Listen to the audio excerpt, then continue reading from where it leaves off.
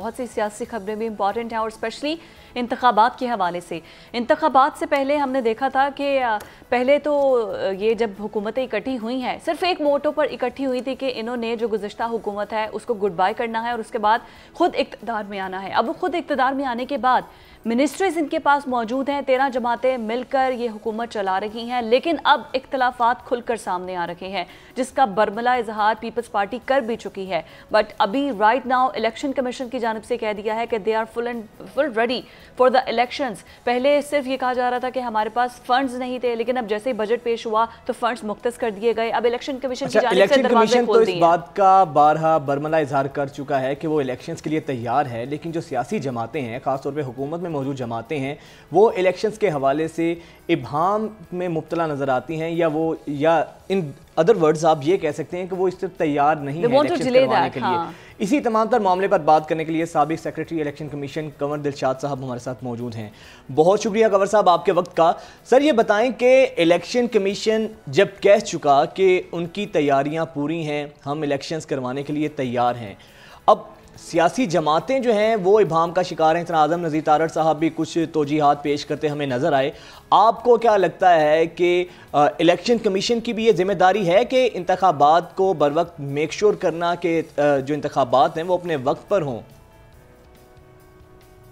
देखा जी, सियासी जमातों का या हुकूमत पाकिस्तान का या सुप्रीम कोर्ट ऑफ पाकिस्तान का इलेक्शन कमीशन पाकिस्तान के इंतखाबी शेड्यूल के बारे में कोई अमल दखल का कोई किरदार नहीं है। अब ये सियासी जमातें हों या दारी साहब फजल रहमान साहब कहते हैं कि हम तारीखें देंगे, हम बताएंगे 2 महीने में इलेक्शन होता है कि नहीं होता, तो ये इनके तो सियासी बयान होते हैं। इनको आप बिल्कुल सीरियसली ना लें, संजीदा ना लें। इन्हों को ना ये आइन पढ़ते हैं, ना कानून पढ़ते हैं, ना इनके किसी इदारे के इख्तियारात का इल्म होता है। वो अपनी पार्टी के लोगों को मुतर्रक करने के लिए इस तरह के स्लोगन देते रहते हैं। ये इलेक्शन कमीशन पाकिस्तान की अब आईनी जिम्मेदारी है कि पहले उन्होंने 22 मार्च को 30 अप्रैल का इलेक्शन 8 अक्टूबर को उन्होंने नई डेट मुकर्रर कर दी थी। वो इख्तियारात थे उनके पास, उसी इख्तियारात को इस्तेमाल किया। लेकिन सुप्रीम कोर्ट पाकिस्तान ने इलेक्शन कमीशन पाकिस्तान के मामला में बिला वजह दखल अंदाजी करके वो 8 अक्टूबर को जो इलेक्शन थे उसको सवालिया निशान बना दिया। अब वो नजर सानी की दरखास्तें आ रही हैं सुप्रीम कोर्ट पाकिस्तान में, उसका फैसला हुआ। लेकिन इलेक्शन कमीशन पाकिस्तान ने तैयारी मुकम्मल की हुई है। लेकिन एक और बड़ी बात बताएं कि 12 अगस्त को जब असम्बली कौमी असम्बली डिसॉल्व हो जाएगी, तहलील हो जाएगी अपने 5 साल मुद्दत पूरी करने के बाद, और 15 अगस्त और 18 अगस्त को सुबह सिंध और बलूचिस्तान की असम्बलियां तहलील हो जाएंगी, तो फिर इलेक्शन कमीशन ऑफ पाकिस्तान खुद आइन के आर्टिकल 224 के तहत अपना शेड्यूल जारी करेगा प्रेसिडेंट ऑफ पाकिस्तान से मशावरत करने के बाद। इसमें किसी सियासी जमात का कोई लेन देन नहीं है। उस अरसे में केयर टेकर गवर्नमेंट आ जाएगी। बट सर अभी ये भी एक आम राय पाई जा रही है सियासी हलकों में, ये भी एक चहमगोइयाँ हो रही हैं कि शायद 14 अगस्त से 2-3 रोज़ पहले तक असम्बलियों को डिसॉल्व नहीं बल्कि उनको तोड़ दिया जाए। जब तोड़ दिया जाएगा तो फिर इलेक्शंस आगे 90 डेज मजीद 52 से वो ड्यूरेशन 90 डेज का चला जाएगा। ये दुरुस्त है।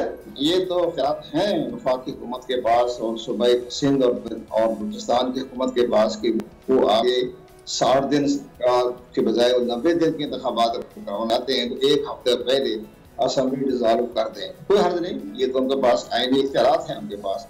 लेकिन सबसे बड़ी अहम बात है कि चाहे 90 डेज में भी इलेक्शन होते हैं तो फिर ये 15 नवंबर से ज्यादा नवंबर का आखिरी हफ्ता जो है वो इलेक्शन होने के इम्कानात मौजूद हैं। इलेक्शन कमीशन पाकिस्तान के पास अब कोई जवाब नहीं रहेगा कि जी वो अपने इलेक्शन शेड्यूल में रद्द-बदल करे। वो उसके 90 दिन या 60 दिन को मद्देनजर रखते हुए वो अपना शेड्यूल जारी कर देगा। और जहाँ तक मरदमशुमारी का मामला आ रहा है तो मेरे ख्याल में जो हमारा इल्म है या तजुर्बा है, तो वो जो कहेगा ठीक है जी मरदमशुमारी तो कंट्रोवर्शियल हो चुकी है, तो अब हम पुरानी हल्का बंदियां जो उन्होंने अक्टूबर 2022 में की थी उसकी बुनियाद पर ये इंतखाबात करवा देंगे। इंतखाबात हो जाने चाहिए। तो देखिए हल्का बंदियां तो होती रहती हैं। ये इस हुकूमत का मुझे तो पता नहीं चला, अजीबो गरीब उन्होंने कहानियां गढ़ी। हमारे वक्तों में 10 साल के बाद हल्का बंदियां होती थी, और जब हल्का बंद उसके बाद 10 साल के बाद, अब ये हर तीसरे साल, हर साल, दूसरे साल ज़िमनी इंतखाबात होते हैं हल्का बंदी, कोई बात होती है हल्का बंदी, तो बिना कानून में लिखा हुआ है। ये इन्होंने दरअसल इलेक्शन एक्ट 2017 में बड़ी गड़बड़ की इन्होंने। लेकिन कंवर साहब पुराना जो था इलेक्शन एक्ट 74 उसमें लिखा हुआ था कि ये हल्का बंदियां होती जाएगी और हमारा से भी कोई ताल्लुक नहीं है और वो जनाब इलेक्शन होते रहेंगे। लेकिन यहाँ इन्होंने एक नया इलेक्शन एक्ट में पाबंद कर दिया इलेक्शन कमीशन को, हल्का बंदियां, फर्दशुमारी, ये सारे मामला इन्होंने हाश-बाश कर दिए इलेक्शन एक्ट 2017 में। लेकिन बहरहाल अब इलेक्शन कमीशन पाकिस्तान के पास कोई ग्राउंड नहीं बचेगा कि जनाब जब इलेक्शन, जब ठीक है 90 दिन का हो या 60 दिन का हो, वो जब अपना शेड्यूल जारी कर देगा, अब उसमें कोई लेन देन नहीं होगा। फंड मिल गए हैं इनको 48 अरब रुपया और 15 अरब रुपए भी क्वेश्चन में रखती है और मजीद खर्चा बढ़ जाए तो 15 अरब भी मिल जाएंगे। लेकिन कंवर साहब सर सवाल ये है कि सर पाकिस्तान में ही ऐसा क्यों होता है कि इलेक्शन इल्तवा का शिकार होते हैं, कभी सिक्योरिटी को बहाना बनाकर, कभी फंड्स की अदम दस्तयाबी को बनाकर। सर इराक जंग ज़दा मुल्क था, जंग के दौरान भी वहाँ पे एक दिन भी इलेक्शंस हमने डिले होते नहीं देखे। अभी टर्की में इतने मैसिव लेवल पर अर्थक्वेक आया, जल्जला आया, सैकड़ों लोग लुकमा अजल बने, उसके बावजूद सर हमने देखा कि वो तमाम तर इलेक्टोरल जो प्रोसेस होता है उससे वो गुजरे, नई गवर्नमेंट जो है वो दोबारा से अपने उसका क़याम वजूद में आया।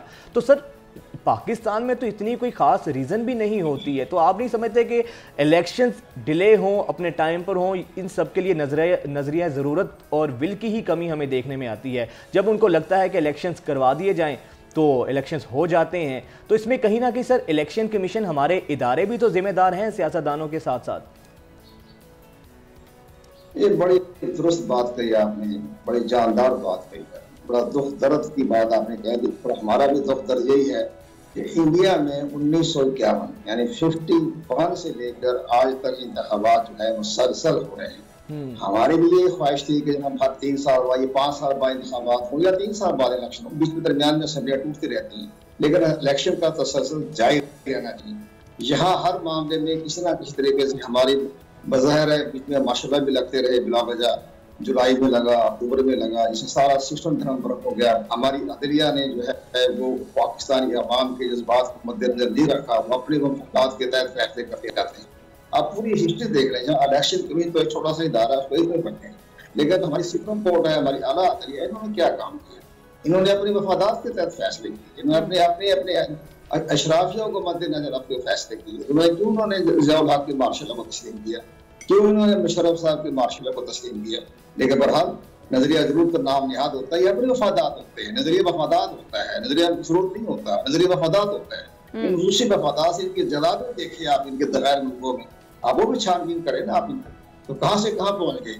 तो ये सारे मामला हमारी अदलिया का भी कसूर है, हमारे इदारे, बाकी राज्य, फौज की पाकिस्तान। ये मुल्क पाकिस्तान पहला बदकिस्मत मुल्क है दुनिया की तारीख में, 156 मुल्कों की बदकिस्मत तरीन पाकिस्तान मुल्क है कि जब इलेक्शन होते थे फौज अंदर और बाहर खड़ी होती है। दुनिया के किसी मुल्क में भी जो है आर्मी का या यहाँ तक पुलिस का एक सिपाही खड़ा होता है पोलिंग स्टेशन के बाहर। सर यहाँ पर लोगों को भी तो काबू में करना मुश्किल होता है।